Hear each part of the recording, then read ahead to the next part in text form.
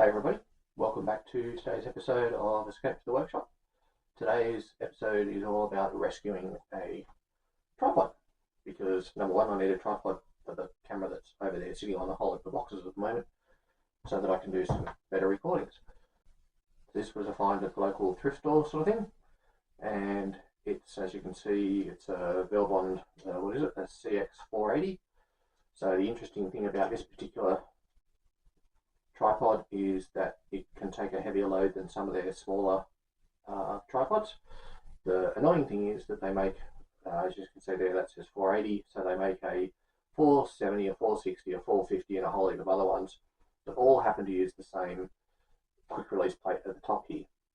Of course, this one is different, so I can't just go and buy, well I can, but they're super expensive and I can't find one local to where I am. I have to import it from overseas, so I figured I would try and find something else. So since I couldn't, I ended up finding a 3D printed version, which I didn't print, I had a friend print it for me. The slightly frustrating thing about this one is that it doesn't quite fit properly, so I'm going to have to do some dremeling and grinding and cutting of a bit to make it fit. So that's what today's episode's all about, and then I'll probably go through some of the other camera equipment and stuff that I'll be using to film episodes and stuff like that as part of an additional add-on to the end of this video. So I'll reset and then we'll get into it. Alright, so as you can see, when I try and put this in, it's getting stuck so that won't even, when you put the quick release on, that won't even slot in there. So as you can see just here, when you try and push that in, it's getting stuck on the edge of this lip here, so they won't actually fit. But when you sort of put it in there and sit it in there, it is actually fitting in there properly. So as you can see, it's just getting caught literally on just this bit here. So my plan is to actually just cut this section here off a little bit. So I'm literally just going to cut this edge here off on both sides and just take that section out, and then it should fit in. I was worried initially about trying to make it so that it wouldn't slide back and forth, so sorry, side to side too much, but it's not an issue on this one because there's so much material there for it to actually lock into place with. From what I remember of the ones that I saw, this top plate here is narrower, and then this bent piece actually goes all the way up on the ones that you can actually buy. But the one that this particular person designed that they released on that Thingiverse website, they've made theirs slightly differently, but for some reason I'm not quite sure why it doesn't fit. So we'll make it fit. Alright, so obviously the first thing I've got to do is just mark whereabouts I'm going to cut. So I'll try and do that in the frame. So I'm just going to cut across there and across there, and I'll take that all the way up to underneath where the base plate is, and that's what I'll be cutting off.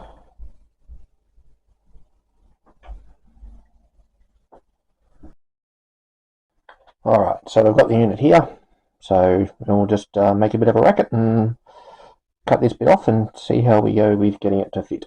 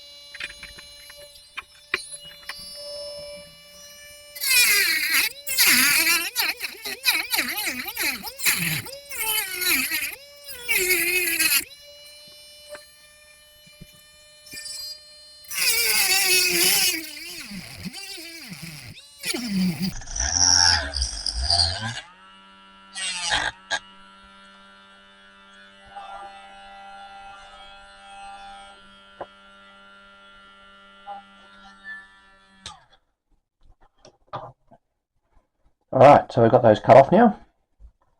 So now we'll just bring in the tripod again. Alright, so from the quick test fit that I've just done, I've got to cut a little bit further back in here. So I'll just take a bit more of a trim off this edge here because the top plate is catching before it actually goes in.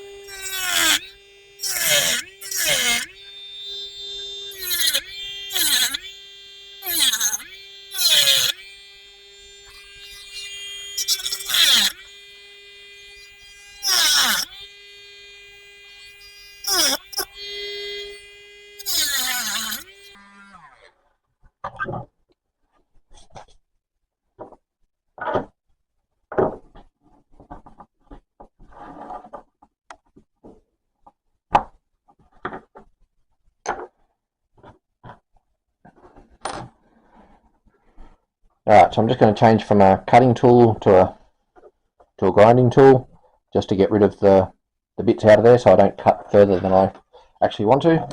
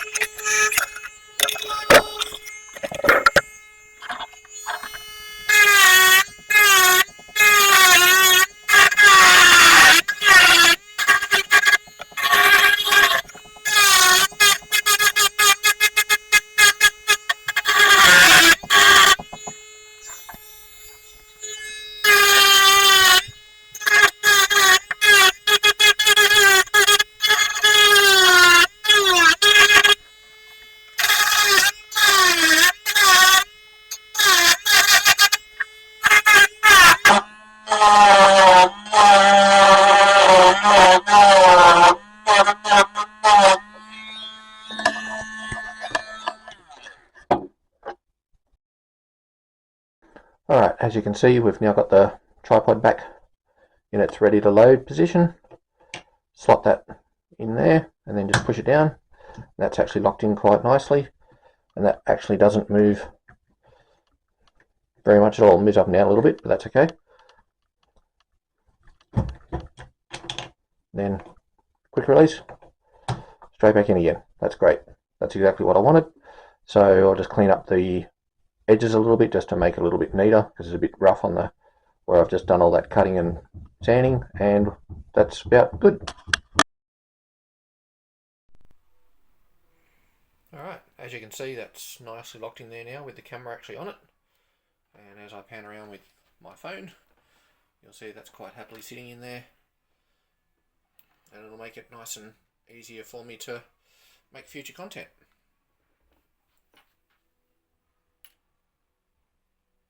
And this tripod's got nice adjustment as far as up and down and round to the side and all the angles that you need. And for me, it saves a tripod going to the tip, and I enjoyed the process of actually making the quick release plate fit, and it'll make my life a lot easier.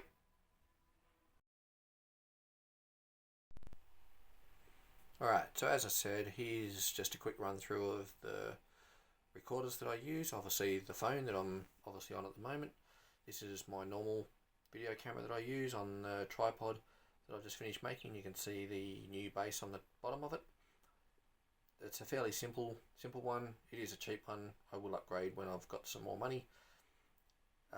It's the menu system's a little bit dubious as far as how to use it is concerned, but it does actually come with a really good instruction book, so that's definitely a positive for a lot of these things. And it does do general good recording from what I've seen so far. Next one is just a little one sitting on top of the tripod there. It's just one of those little sports GoPro-y type things. It's a cheaper J-car one, but it does the job for whatever I'll need it to do. I haven't actually used it on the channel yet, but I've got it there in case I need it. I do have another tripod that I couldn't find for this video. It'll be around somewhere, probably in the workshop. And lastly, this is a boroscope basically. It's called an endoscope, but it's basically a boroscope. You can see it's got a really tiny camera on the end of it, good for getting into holes.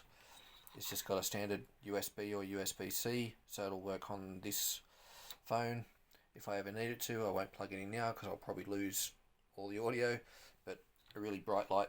So you can see, if I get up close, you can see the LEDs around the outside of that, and they get really bright. So it'll actually light up whatever dark hole I need to ever put it into. But that's a short rundown of all the equipment that I'll be using and as I go through and until I upgrade.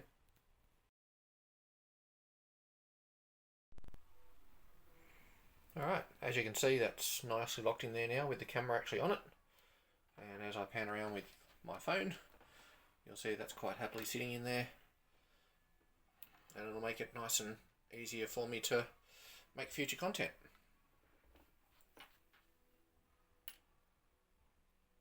And this tripod's got nice adjustment as far as up and down and round to the side and all the angles that you need. And for me, it saves a tripod going to the tip, and I enjoyed the process of actually making the quick release plate fit, and it'll make my life a lot easier. Alright, well that'll close it out for this video on cameras and the tripod. Thanks for watching. If you liked the video, give it a like. Don't forget to subscribe, and I'll see you in the next one. Thanks very much.